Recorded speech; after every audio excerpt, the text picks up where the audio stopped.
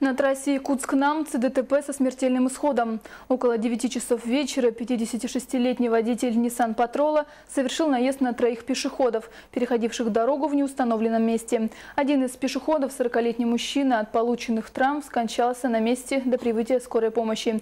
Двух других мужчин 37 и 32 лет врачи госпитализировали в республиканскую больницу с травмами и ушибами. Автомобилист в своем объяснении написал, что вовремя не заметил пешеходов из-за отсутствия уличного освещения и погодных условий. Шел дождь. Согласно медосвидетельствованию, водитель находился в состоянии алкогольного опьянения. На месте происшествия также работала бригада Следственного комитета. Возбуждено уголовное дело.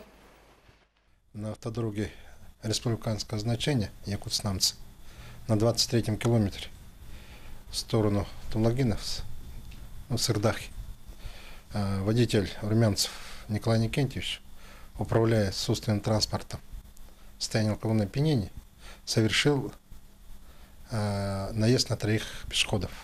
В результате пешеходы получили серьезные травмы.